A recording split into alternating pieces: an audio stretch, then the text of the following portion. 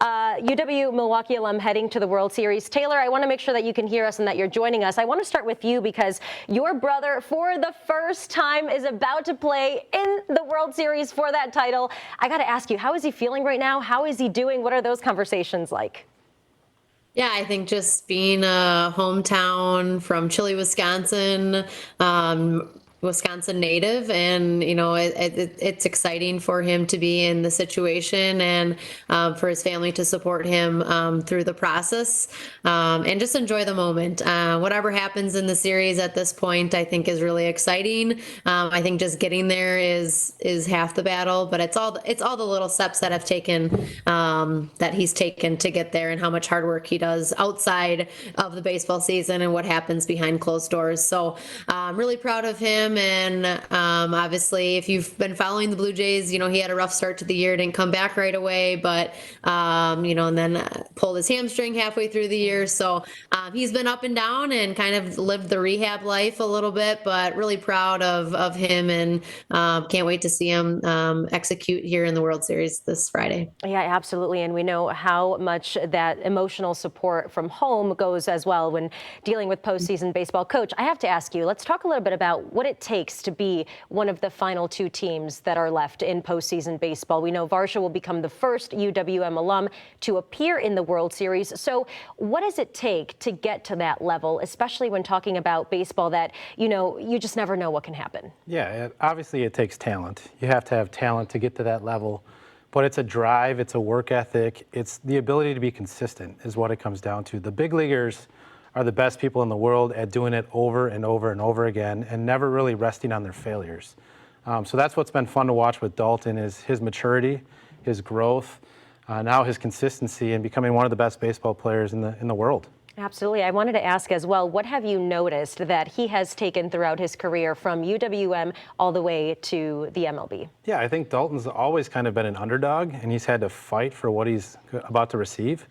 So he takes that same personality into the outfield, into his at-bats. He's a tough out. He does damage when it calls for it, but he's just a really good teammate and a good team player. And as a Gold Glove center fielder, he provides for his team even when he's not doing well offensively. And last time you were here in studio, we were talking about one of his unbelievable catches, but I wanted you all to take a look at this insane catch from Game 2 against Seattle. Let's go ahead and play that moment. Postseason. On a line to center field, Varsho back at first, comes on, dives, and makes the catch. Oh man, he saved himself after going the wrong direction with the first step. Taylor, I have to get your reaction. First, what did it feel like seeing that catch? Well, I'll be honest. I think the first one that he came back, his first game where he caught it behind his back, that was a little bit more, kind of misstepped a little bit. I did ask him a little bit about that, and I think it was the white rally towels that they had. He couldn't really read it off the bat, but so he makes adjustments. He's a great outfielder, obviously Gold Glove winner last year, and I'm proud to say that as a sister, and I know his family is rooting for him, even back home here in Wisconsin. Coach, can you practice for a moment like that?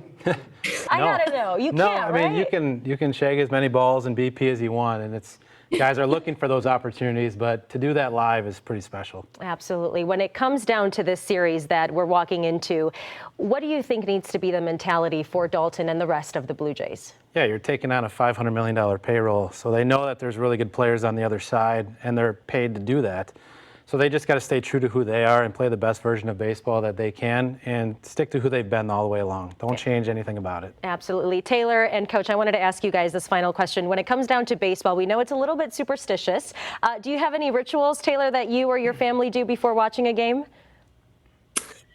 No, just going with a fresh mind. Baseball's a hard enough game on yourself, and if you dwell on the last at bat or the last play, it's probably going to carry over to that next at bat. So, just going with a fresh mind, like my dad always says, and my mom always says too. It's like just enjoy the moment, and it's going to be exciting. But take it all in. There's going to be a lot of people rooting for you, and whether they're in the stands or watching it on TV, just know that he's a great player, regardless of the results. Absolutely. What about you, Coach? No, I try to get my kids in bed so I can watch the game. Yeah, exactly.